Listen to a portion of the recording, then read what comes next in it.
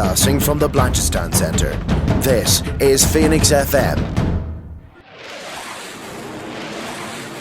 This is 92.5 Phoenix FM, community radio for Dublin 15.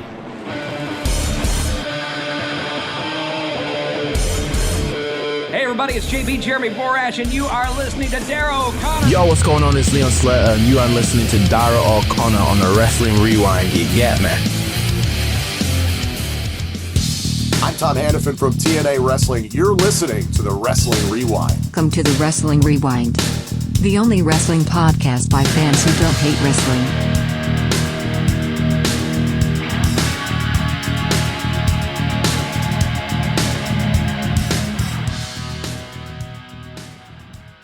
Hello folks, it is Saturday here on Phoenix 92.5 FM, and you're probably listening, what's going on? How come this is not an air to no basis? Well, there's two reasons for that show.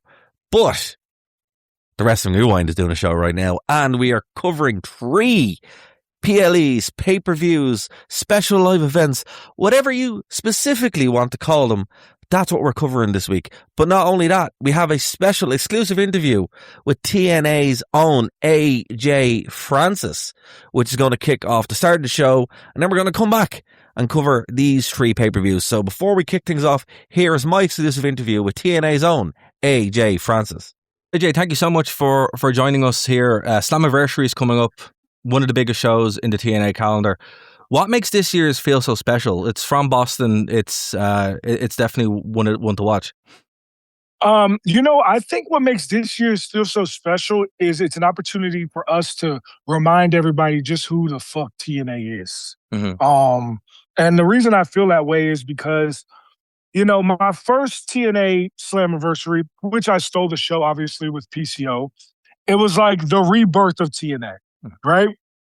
And then last year, Slammiversary, when I, again, stole the show with the moonsault off the ladder and Amazing. Jumping off the ladder, through the ladder, I feel like because of the run TNA was on at that time, that was like, oh, wow, TNA has arrived. Mm-hmm.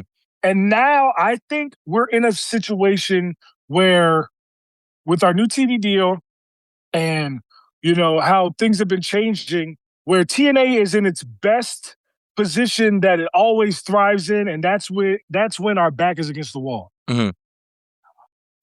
Every major company has a show on Sunday. So Sunday is an opportunity for us to prove that exactly what we've always said is that we are the best wrestling company in the world. Mm-hmm. And we have an opportunity to prove it again on Absolutely. Sunday at Slammiversary. And I'm looking forward to it because, again, I'm going to steal the show again because I'm Mr. Slammiversary, as we all know. And so with that, power comes great responsibility. I have the responsibility of proving again why I'm Mr. Slammiversary.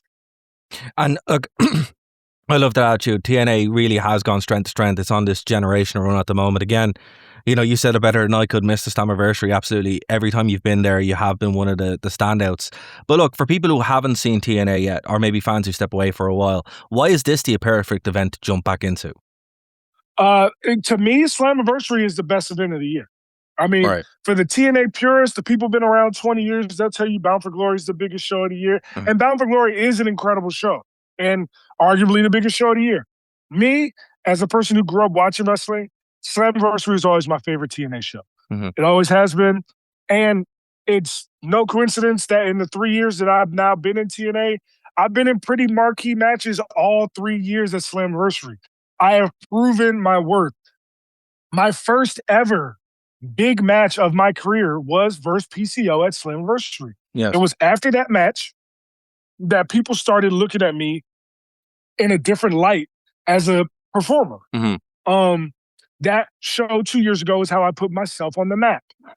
And so I hold that really near and dear because I understand how one match can change your entire career. Because it did for me. Mm-hmm. And so that's what Slammiversary brings. Because it's not just me that's going to try to do that. Mustafa Ali is going to try to do that. Mike Santana and Nick Nemeth are going to try to do that. Moose and Eddie Edwards are going to try to do that. Zaya Brookside and Lei Ying Lee are going to try to do that. Every match this Sunday is going to try to outdo the match before it. Mm-hmm. And unfortunately for everyone on the card, whoever goes after me, good luck. Good luck, buddy. I love that. I love that. But look, there's a question I have to ask, and it wasn't in my one, so I'm going to go off script here a little bit. How much would you like to be in the King of the Mountain match, and why haven't they brought it back? Why haven't they brought it back? I don't know. I'm not really sure. I would love to be in it. I wish that I could have been in the Ultimate X match. I wasn't in the Ultimate X match at Rebellion last year, even though everybody thinks I was because I was the only person that caught Leon Slater. But, I was just there. Casey Navarro was in the match, not me. And I was just there supporting him, which I should have never supported him in the first place because he doesn't deserve my support, as he's proven. So I was looking forward to possibly being in that. But, the fact that at Slammiversary, I'm going to get an opportunity to have a singles match where I can show to the world that I'm the best big man in the business. Again, I love the fact that at Slammiversary, even if you're not getting the King of the Mountain match, the matches you are going to get are going to be incredible, top to bottom. Oh, absolutely. And look, you've had such a unique journey so far from the NFL to WWE and now TNA. Looking back, what's the biggest lesson that you've learned to get to where you are now in professional wrestling?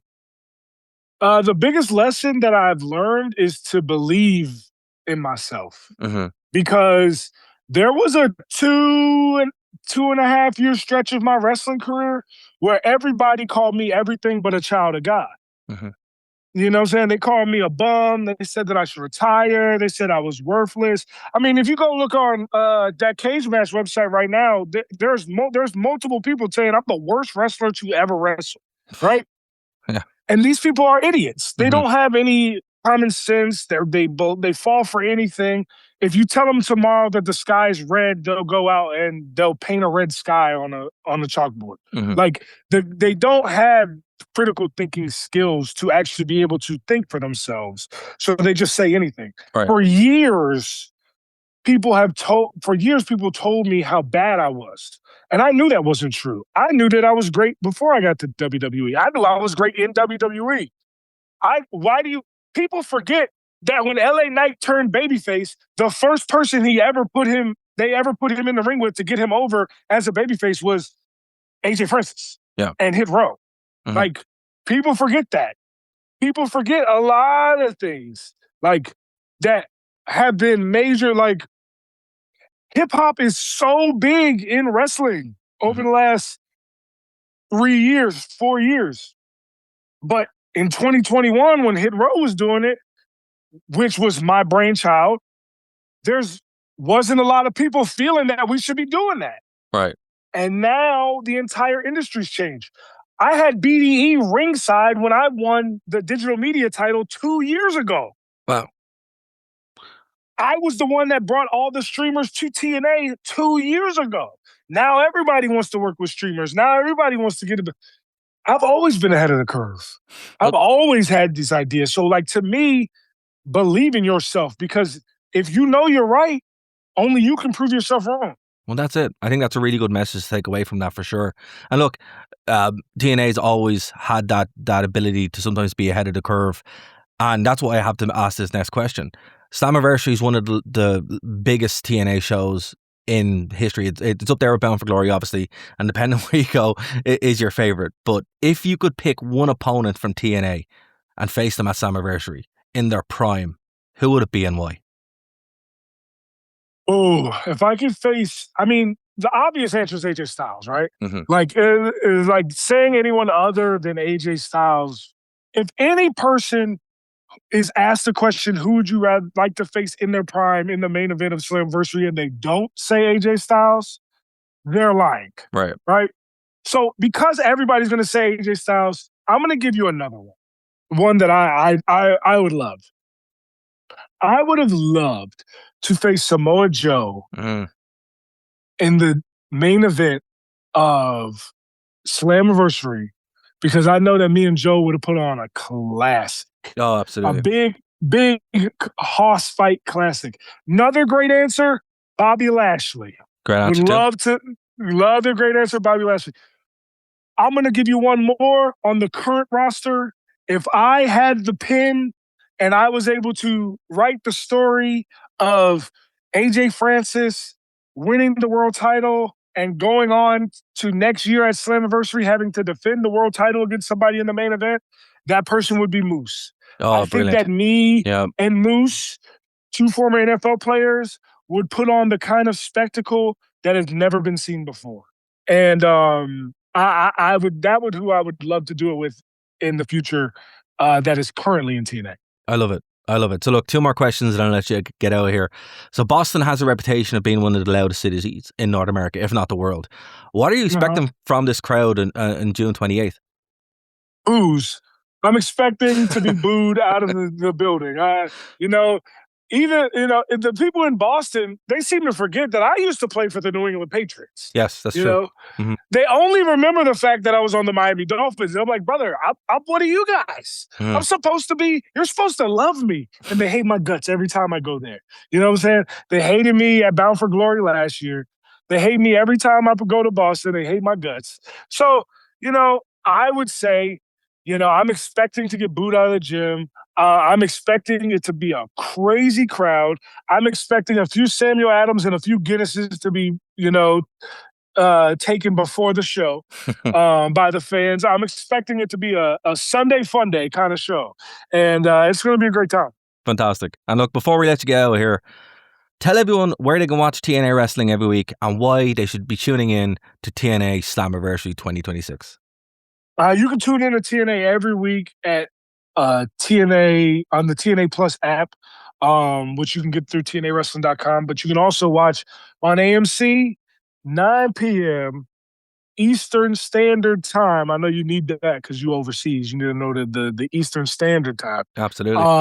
And on AMC, man, and the AMC partnership has been so good for us because it's allowed us to get back on a national stage. And I love the fact how supportive AMC has been with us and how supportive they continue to be. If you want to watch the best wrestling show in the world, Thursday nights, 9 p.m. on AMC, tune in, and you're going to see the best big man in the business. And all I do is make money, money, money.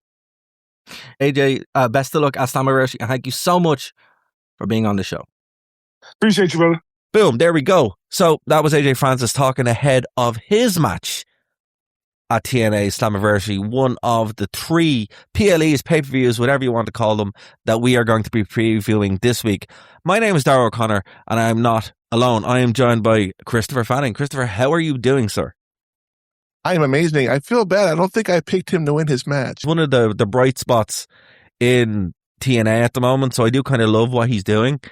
I don't think he'll win, but he is always one of the talking points coming out of those shows. Even as you heard in the interview, he was saying that everybody was talking about that spot where he caught Leon Slater from that infamous Ultimate X match a couple of years ago, where he was the one who would have caught him. Everybody else would let him go. So it's pretty funny. But no, man, I have to say I'm really looking forward to Slammiversary, and I guess we'll start there. It's better place than anywhere to start. So TNA Slammiversary is, for anyone that doesn't know, it's the second biggest show of the year. Now again, AJ was saying, well, he thinks it's the biggest show of the year, and who am I to argue with him, right? But for anyone that well, look, for anyone that doesn't know, the biggest show of the year officially was Bound for Glory, and that's their WrestleMania, and this is their SummerSlam. But Slammiversary used to have the King of the Mountain match. Do you know what the King of the Mountain match is, Christopher? I'm pretty sure you told me about it once before, but go ahead and enlighten me on that again. That sounds interesting. It is. It's Russo-rific TNA, peak TNA stuff. But I really, really like it, and I think this show does actually it misses some of the specialness by having that match that you would have. So I'm trying to get them to bring it back. As I said in the interview, I brought it up because TNA, I really want you guys to bring that back. But this card is pretty cool. Look, this card is pretty cool. As I said, they really do pack a lot into this. If you haven't watched TNA, now is your chance to get familiar with it. And it's rounding out the week. So it's starting off the week. So it's Saturday. So if you're watching, sorry, hold on a second. It's rounding out the week. It's on Sunday. So if you're watching the Saturday shows, you don't have a choice to watch this on Sunday. So this is June 28th, and it's in Boston, Massachusetts, and we have some pretty decent matches. So the first match that we're going to talk about was the Ultimate X match.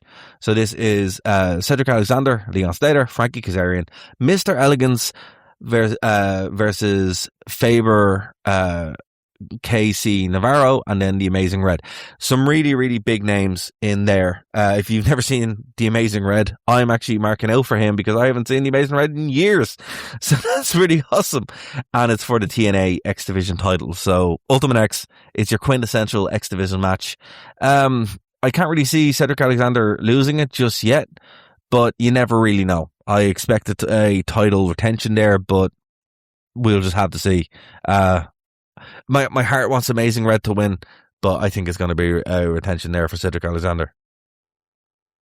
Yeah, I think I picked Fabian Aichner to win. Again, disclaimer to everybody out there, I do not watch TNA, so I'm pretty much just throwing a dartboard at the board and say, okay, that's the guy I'm going to go with. So it takes away some of my credibility, but I have always been a WWE guy. But I am starting to branch out to other promotions, so bear with me. I will get better, I promise. Hey, that's what I'm going to be doing with the AEW stuff, so no, don't worry. AJ Francis versus Elijah. If Elijah loses, Francis will own his name, likeness, and music catalog. So, yeah, I agree with your pick. I don't think AJ's winning. Elijah's going to win because obviously they're not going to give up that gimmick. But then again, Elijah could use a rebrand, but yeah, I don't see it happening. Elijah is the winner there. Yeah, I 100% agree with that. Next match, tag team title match for the TNA Knockouts World Tag Team Championships. We have the Elegance brand versus Rosemary and Ali. I don't think there's going to be a title change here. As much as I like Rosemary, the Elegance brand are not losing. Yeah, that's what I picked too. And I just was looking at I have the match cards downloaded for all the shows, and I'm just looking at it going, that one. And I picked the Elegance brand. We have Eric Young versus Ricky Souza. I can see Ricky getting the upset win here. Eric Young doesn't need a win, really. Souza probably does. So yeah, quick win here, surprise win, upset win even for Ricky Souza. I picked Eric Young. Again, he looked kind of menacing on the picture here. The Ricky Souza just looks like, yeah, I'm here, take the picture. And Eric Young is like, he looks like Moxley a little bit back in the day. So he looks a little menacing. So I was like, oh, I'm going to pick that guy. I don't want him to beat me up. That's so funny because if you're a long-term fan of TNA, you would know how funny that actually is. The rise, the rise of Eric Young into the character he became is very bizarre. When we watch some old TNA stuff, you'd be like, that's Eric Young.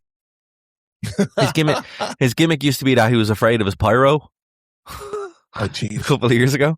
So it's pretty funny. Wow. Mufasa Ali versus a to-be announced wrestler. So this is an open challenge match.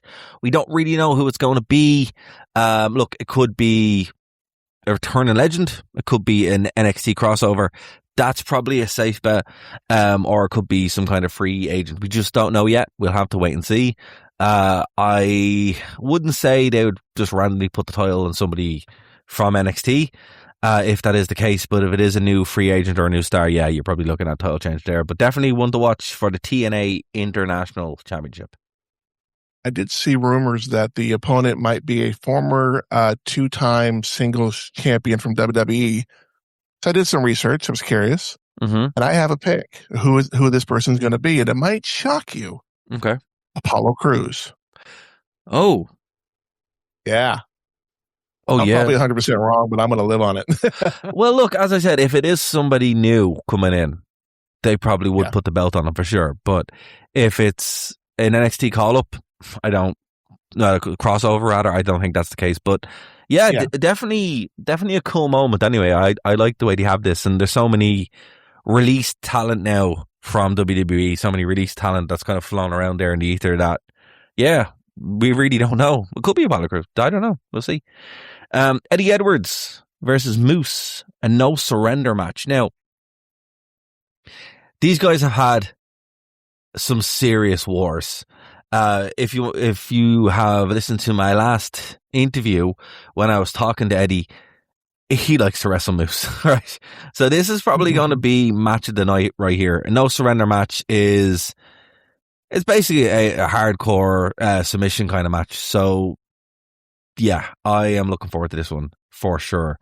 For all intents and purposes, it's an I Quit match, but they work it like an extreme hardcore match. They try to make them tap out or whatever, but I think in this one they do have to actually surrender like an I Quit match.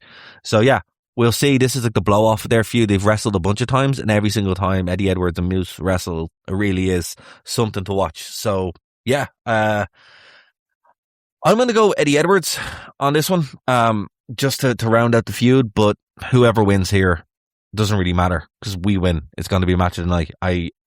That's a fair point, yeah. But I'm going to say I picked Moose, and the reason I picked him might shock you. It's because his name is Moose. So fair enough. I'm a triple man like that, The next match is for the TNA Knockouts World Championship. We have Lee Ying Lee versus Zaya Brookside. I don't see Lee losing this belt. Zaya Brookside is great. But yeah, no, it's going to be a good match. I just don't really see the point of them taking the belt off her just yet. Zaya does need it. But yeah, they could give us okay, I'll say it this way. If we don't have a lot of title changes on this one, that's one that will change. But if we do, I don't really see them upsetting that apple cart yet. And again, I went the opposite. Zaya Brookside is who I picked. Again, no real reason why. Just like, okay, I'm going to pick that one. So another match here that I really have to say is probably going to tie for match of the night, if not beat it, because I love ladder matches. Turns out I just really do. They're just my thing. We have the System versus the Broken Hardys, which if you've never seen the Broken Hardys, man, you really need to do it. They are very fun. And the Broken Hardys are Broken Matt and Brother Nero versus the Righteous versus the Great Hands. And this is a 4-way ladder match. So the System are your champions at the moment. I can see the Hardys getting one more run with this, but if they don't, the System will find some way to retain. So I'm not going to hedge my bet. System to retain. That's who I picked too, just because they're the champions. And, the Hardys, no matter if they're the Broken Hardys, if they're the Extreme Hardys, whatever version of them they get, they always put on a great show. Yes, and they will. I think, but I don't, and again, they probably the most decorated tag team of all time. Mm-hmm. So what is one more title run going to do for them? That's a fair point. Yeah. That's a fair point. So your main event is going to be a singles match for the TNA World Championship. This will be Nick Nemath's Call Your Shot Championship match. Mike Santana defending against Nick Nemeth. Look, Santana's been a great champion. He really is. Nick Nemeth was a great champion as well. I can see Nick Nemeth winning this. Probably some kind of structural change, be it surprise debut, a move away from the world title if he doesn't win it, or even a proper heel turn, where, both these guys they're not heels, they're not faces, but they get cheered either way. So, I can see if Nick Nemeth wins, it's through very duplicitous means. The thing I took away from this is I was looking at the match card is that Nick Nemeth looks an awful lot like Dolph Ziggler.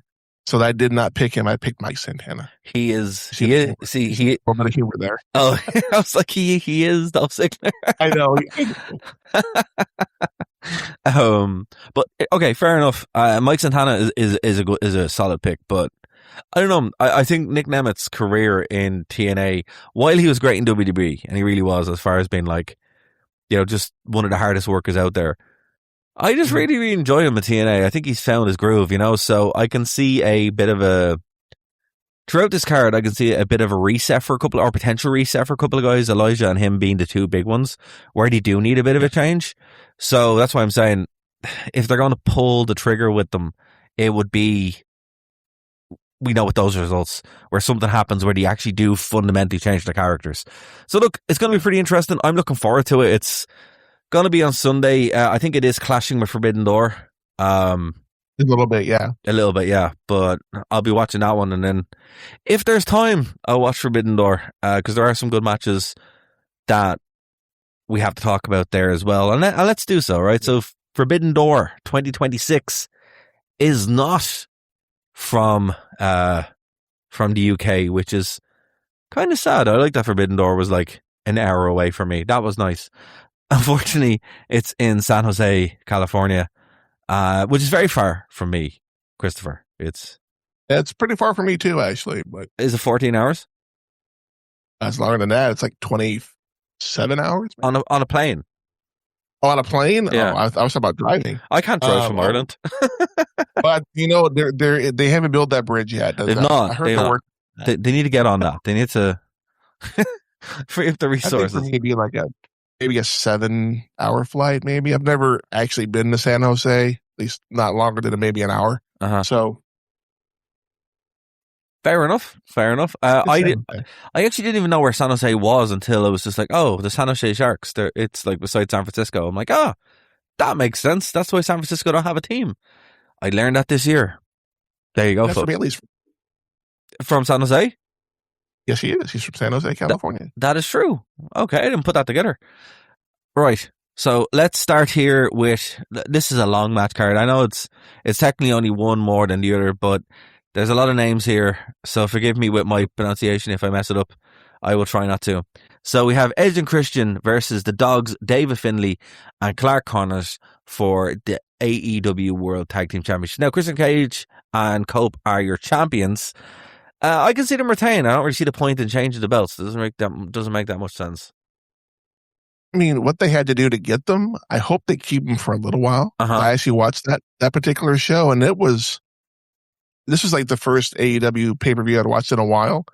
So I'm just like, dude, this was like, I think halfway through the card too. And we know that Edge and Christian are not afraid to go a little extreme. If you don't believe me, watch the TLC matches with the Hardy Boys and Dudleys, and you'll have everything you need. So yeah, I think if the way they had to get them, I see them holding on to them just for a little while longer. I agree. It doesn't make any sense to lose it. The Young Bucks versus El Sky Team. That's Mystico and Mascardo versus Unbound Co. Listen, I will really like this match. I can see El Sky Team win. The Young Bucks could as well, but El Sky Team will probably the way to go. Because Mystico, they're not going to let Mystico lose. Yeah, I agree. El Sky Team, and I can't help but notice that the one guy's mask looks a lot like the Sin Cara mask. It's not the same, but it looks a lot like it. Is that Sin Cara? Am I just being stupid right now? No, Mystico was Sin Cara, yeah. Same guy. Oh. The original Sin Cara. Because there was two Sin Caras, so he's the original Sin Cara, yeah. Oh, that's right. Yeah, the one who kept botching all the time and stuff like that, so. Yeah. I'm even more excited now, to be fair. I hope we see some fun stuff. Then we have John Moxley versus Bandito for the AEW Continental Championship. I couldn't care less. This match I will be fast forwarding through, so I don't care. Yeah, I'd pick Moxley just because I know the name. That's the only reason why I'd pick it. I just no interest. Generally, I'll be skipping that one. Yeah. We have an IWGP Global Heavyweight Championship match: Shahito Umino versus Pac. This match will probably be pretty sick. Pac is not winning though, but it will be very good. I put Pac only because I knew who he was. I don't know who the other guy. That's fair. The other guy is a defending champion, so I don't think they're just going to have him lose it in Forbidden Door from New Japan. And then we have AEW Women's World Championship. We have Tekla versus Starlight Kid. Again, I don't really see the point of Tekla losing, so I'm going to pick her. I picked Starlight Kid because I liked her mask. Her mask is pretty. Look, I'm not going to lie, right? If we're going on masks alone, I'd pick her too. My heart wants her to win, but I just don't see the point in Degla losing. Mm-hmm. Then we have the final of the women's own Heart Cup. Mercedes Moné versus Maya World. Again, I will be purposely skipping this one. I do not care. Really? Yeah. I'm actually invested in this one only because of the way that Maya World got into the final. Yeah, but Mercedes money is there, so I'm just like, nah. Well, here we were talking about this on a TikTok live earlier, that I believe Mercedes Moné won it last year. Yes. So I think Maya World might shock the world, and she will pin Mercedes Moné 1, 2, 3 to not only lose that particular title that she carried around for a minute, but I think she's got all of her titles are gone. This is the last one to go. And the winner receives a shot at All In for the AEW Women's Championship. So yes, maybe. Okay, you know what? I'm going to invest myself a little bit on this. Maya World. I want her to win. They'll change her name from Maya World to Maya Shot the World. Let's hope so.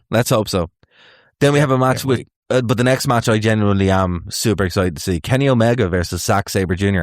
Zack Sabre Jr. is great. Like, legitimately, this is going to be a stupid spot fest that no one will sell anything, and they'll do 15 finishers, and it'll be streamers and all that goofy, stupid nonsense. But it will also be great. I want Kenny Omega to win, because I always want Kenny Omega to win. But this one will be great. It'll be totally stupid. Listen, for real. If you're not an AEW fan and you can't stand this match will probably make you vomit into your mouth. But I do like Kenny Omega and Zack Sabre Jr., so I am looking forward to it. I picked Zack Sabre Jr. just because he looks so cool with that jacket. Does. Yeah, he does look so cool. That's the thing. So it's going to be great. I don't even know what Kenny Omega's pointing at in the poster. He's like looking at the camera like, like, what are you looking at, dude? He's such a dork. That's why he's so fun. He's such a dork that can just do like incredibly great wrestling moves. So I'm just like, Omega's awesome. All right, and then we have the men's own Heart Cup final. Again, look, Will Ospreay and Sarah Strickland. I don't care about either of these. I won't be watching that. I'll be fast forwarding through that because I don't really give a you know what for either one of them. I hope it's Swerve because I don't want Will Ospreay winning. But what's going to happen is Will Ospreay is going to win so he can win the belt at Wembley. That's what they're going to do. I didn't think about that. I'd pick Swerve to win. No, just because. No, think about it. Yeah. Think about it. Too late. My picks are already locked in. I can't change them now. Will Ospreay is on the cover of All In London. Oh, geez. Yeah. Oh, no. Talk about a spoiler alert. Yeah. So Will Ospreay is going to win that one for sure. I'm telling you. And then we have your main event, I guess, is a steel cage match. Team Briscoe versus the Don Callis family. And look, basically, I'm shocked that everybody isn't in the Don Callis family. If Team Briscoe win, he will earn a AEW World Championship match against MJF. So MJF is obviously there with the Don Callis family as well. Team Briscoe is going to win. I'm actually going to change my pick because I didn't know. I thought it was a title match. But nope. Now that I know that it's not, the shot. Team Briscoe all the way. All right. Well, look. This is probably going to be a really good pay-per-view. Like, for sure. I don't see a world where a lot of this doesn't deliver. But it really depends how it's put together. Like, there's 4 matches there I could take out that I just won't be watching straight out. But what is still there is still super good. So I'm genuinely, as I said, looking forward to the Omega match. Shota and Pac is going to be a barn burner. That opener is going to be fun. And the Trio Tag Team match is going to be great as well. So, look, already we have 2 pretty stacked cards that are on the same day on Sunday. So fair play to TNA and AEW. They really are packing it out. And I'm looking forward to it. I just really hope Will Ospreay doesn't win. That's my one wish for Sunday, that Will Ospreay loses. He is the Cody Rhodes of AEW. Oh, damn. Yeah. Wow. Yeah. And that's funny because Cody Rhodes was in AEW and they kicked him out for being Cody Rhodes. So Will Ospreay is the Cody Rhodes of AEW. I guarantee it. When people get sick of his stupid flippy flips and his terrible promos, what's left? He just says bravo law. Well, to be fair, though, AEW probably got their Cody Coma insurance kicked in, so they had to kick him out. So that's okay. We're okay with that. We're okay with that. So look, again, Forbidden Door, I really like it. It's the one AEW show I go on my way to see when I can, because I like the mix. You have all those different stars that's there.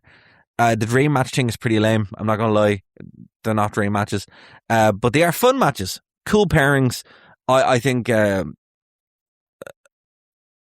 Tony Khan is really good at booking, like making little creative wrestler matches that the stories don't really matter. And I think this pay-per-view specifically doesn't need him to book the show.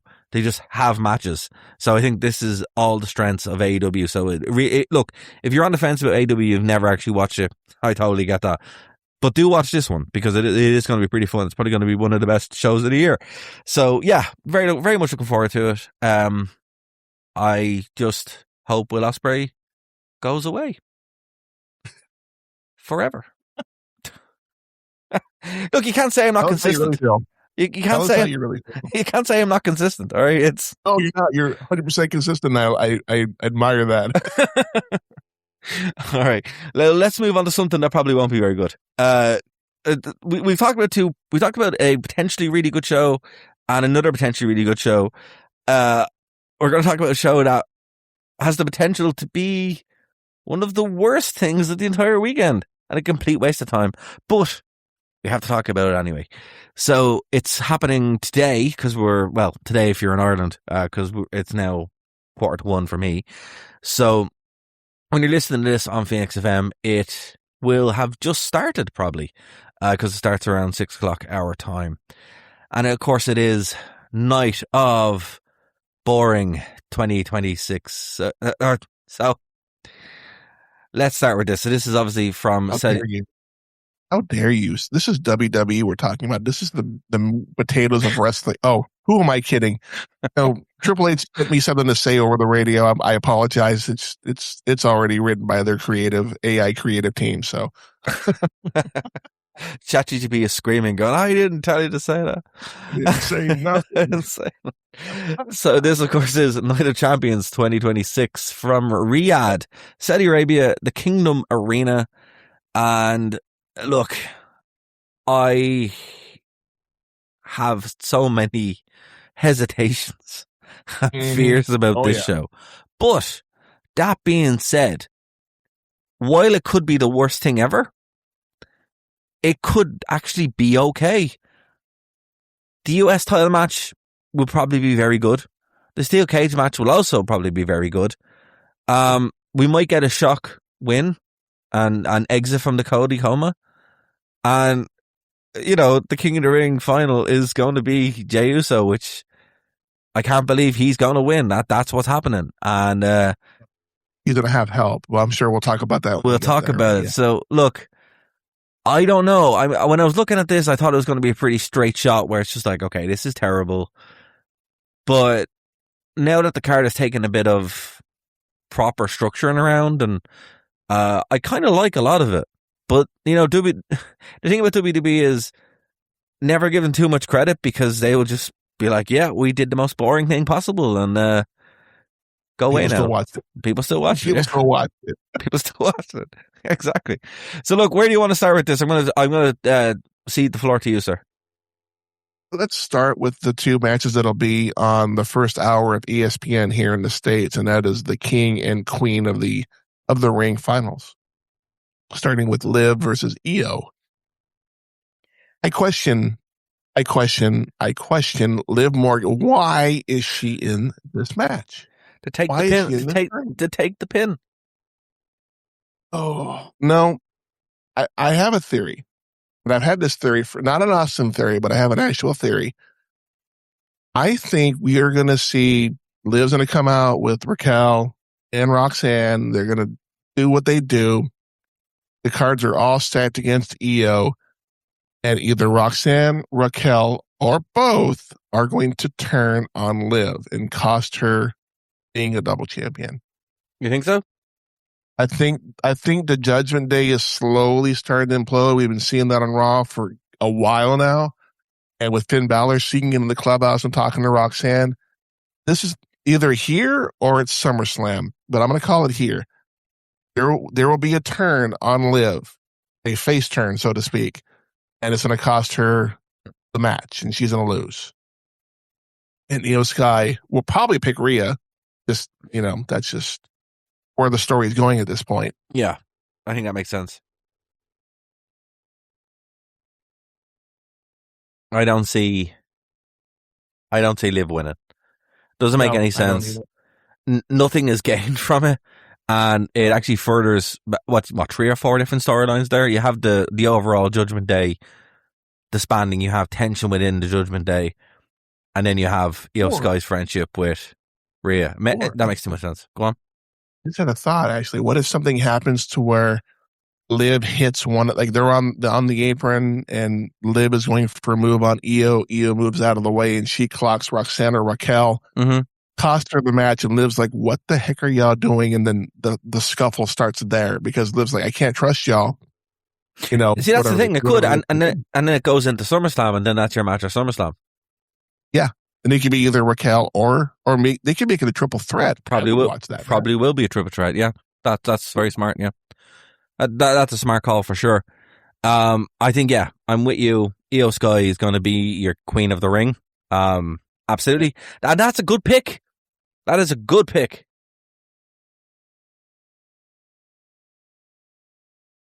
We have Jey Uso and Oba Femi. I mean, do we really even need to talk about this one? We already know what's happening. Yeah. So I do my Oba strut in my chair as I'm talking about this.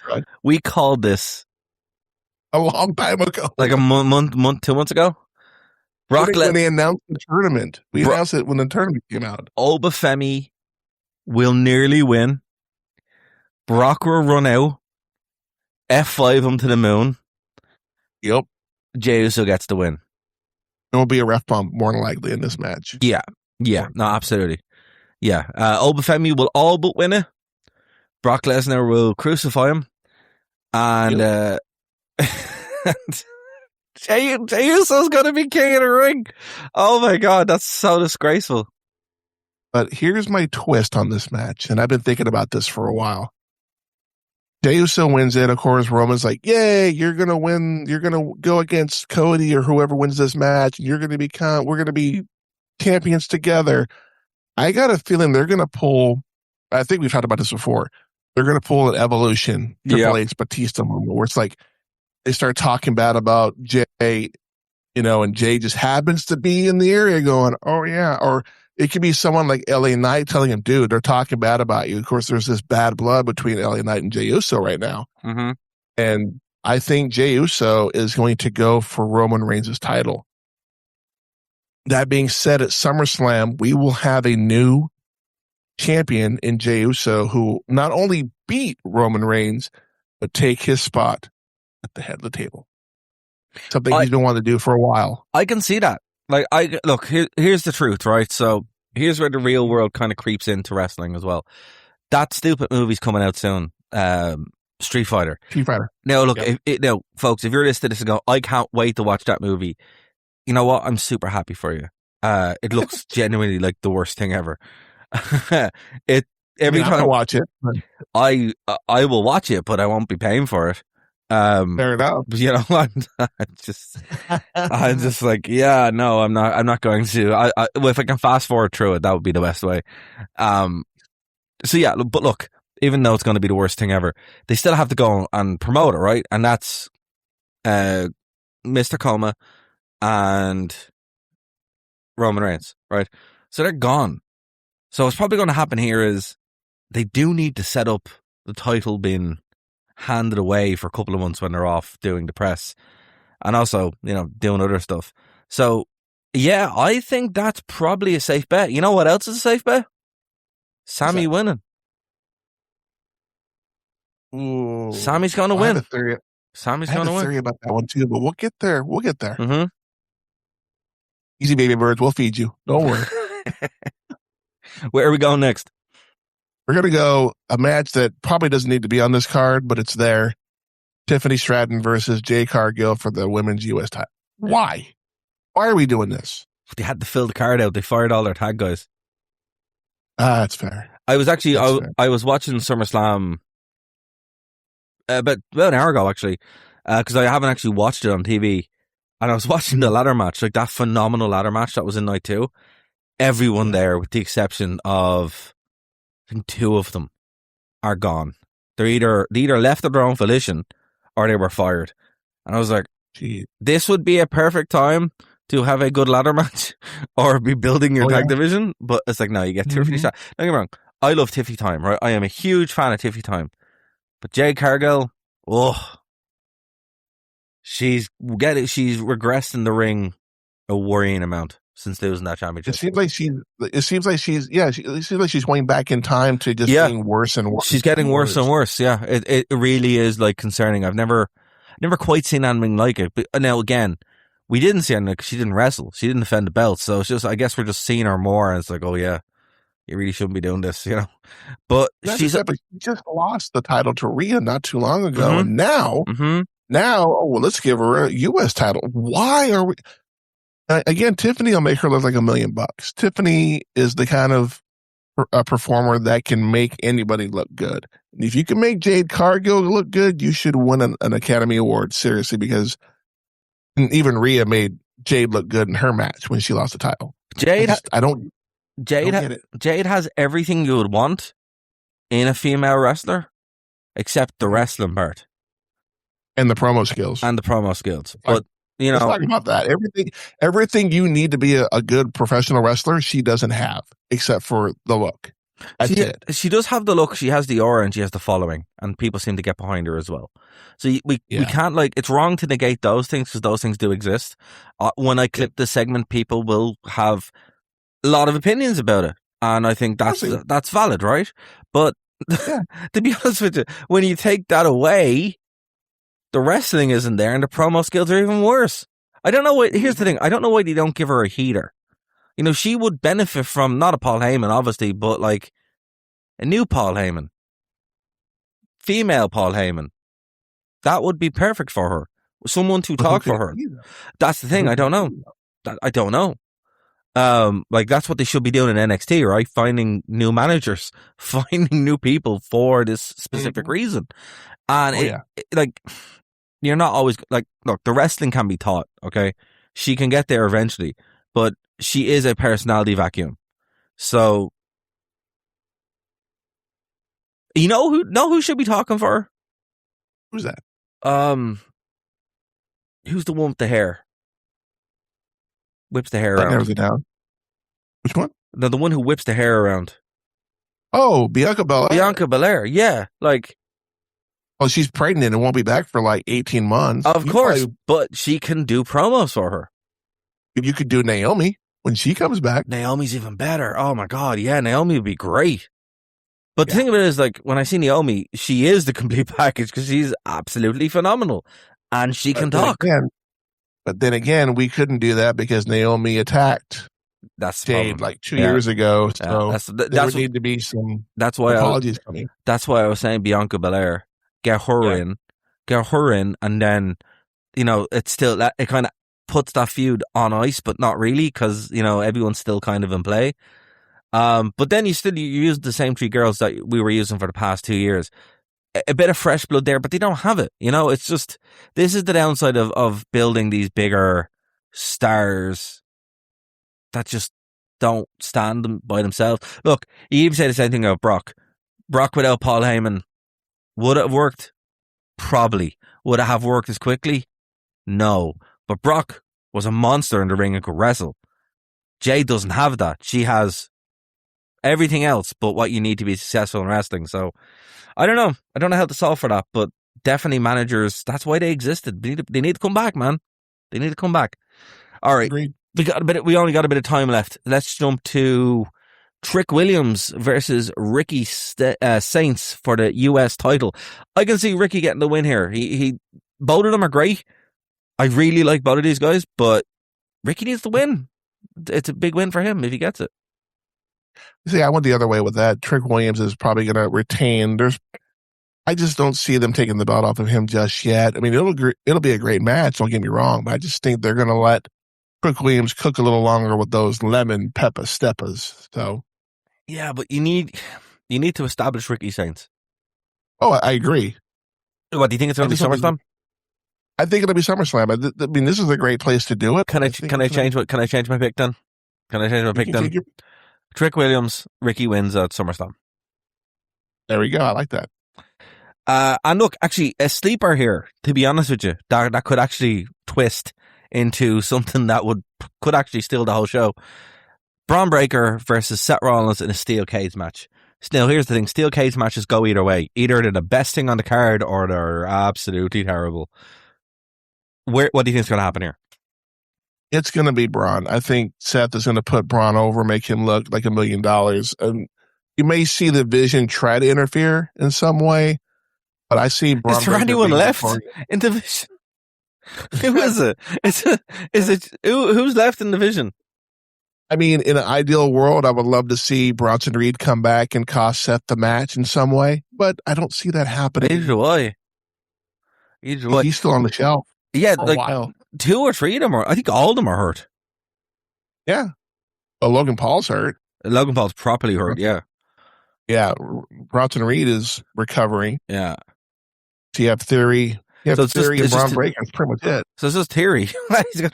He might actually run out and then, yeah, I can see that. But still, I think the match would be good here, which is kind of my main concern. Yeah, looking forward to it. I mean, I genuinely am kind of looking forward to this one. I think it will set the top. I don't think they'll do it early, but it could be just before the title match or maybe in the middle of the card, and then they have the women's title, and then they have the main event: Cody, Gunther, and Sammy. Okay, let's get this over with. I'm going to stick with what I said. I think we'll see a shock upset with Sami Zayn winning. They've wanted to do this for a while with Sami Zayn getting the win in Saudi Arabia. They've rehabbed him an awful lot. Now, do I think that's a good decision? No, I hate Sami Zayn. But I think give the people what they want. Give him that win. That'd be pretty cool. And it gets the belt away from Cody, which I hate 2 of them, but I hate nobody more than I hate Cody Rhodes. So Cody Coma will come to an end, but my theory on why may shock you. We see a return of Sammy's friend. Kevin, dude, his neck is in bits. What he might show up, he's not going to wrestle. He's going to show be there enough to. It's a triple threat, which means no disqualifications. That's true. It means anything goes. Shot. That's true. And there's no champion's advantage either. No, there's not. I mean, my original pick was Gunther, but until I was sitting, we were talking about this. I'm like, Gunther doesn't make sense. Gunther's a SummerSlam win, if anything. Yeah. So it's either Cody will retain in some way, and we'll have to live with it for another at least month and a half, or Sammy pulls the upset somehow. I mean, if I'm wrong about Kevin Owens, that's fine. But if I'm right, you heard it here first on the Wrestling Rewind. So, look, that's a pretty cool way to do it. I do think Sammy's winning anyway because they have been really testing the waters here with Sami Zayn in Saudi Arabia. Every time they go to Saudi Arabia, Sammy is featured not only on the card but doing stuff around the place, you know? Yep. So he does have that natural connection with the fan base there. And people are probably just sick of Cody like there as well. So they're just like, hey, let's give it a go. And look, even if it's a month title reign, doesn't really matter. It opens up something interesting to do at SummerSlam. And as I said, they need to get these belts off the lads so they can go to do Street Fighter. So yeah, I mean, look, we'll see. We'll find out later on today. Genuinely, well, not you, because you have another couple of hours before the sun sets. But for me, I will find out later today if that is the case or not. Time zones are fun, folks. They really are. Oh, they really are, yeah. But yeah, man, that's it. We've hit time. So is there anything you want to plug before we get out here? Actually do, because we're going to be covering this live. Go for it. Yes, myself, And my co-host here, and of course, my brother, the Psycho Nerd, will be reviewing Night of Champions tomorrow about half an hour after the show goes off the air. So we'll make sure to post that and give us a listen, see what we thought of the show. I mean, it's Night of Champions in Saudi Arabia, so the bar is set fairly low, but we might get shot. So give us a listen on that on the Real Zodiac Productions on YouTube. We will have that episode dropping on Sunday. Hell yeah. And I'm looking forward to it. It's going to be super fun. And thank you. So if this is your first time checking us out on Phoenix 92.5 FM, we do this show normally on a Tuesday. So if you like it, it's on Tuesday, 8 p.m. Irish time, and regularly scheduled program will be back next Saturday. But we had to do it this week. There's too much to cover. Thank you so much for bearing with us. And there's no basis. We'll be back next week on this time slot. But for my co-hosts, of course, for the Nerd to Know media team, we will talk to you next week here on the Wrestling Rewind. Bye, guys.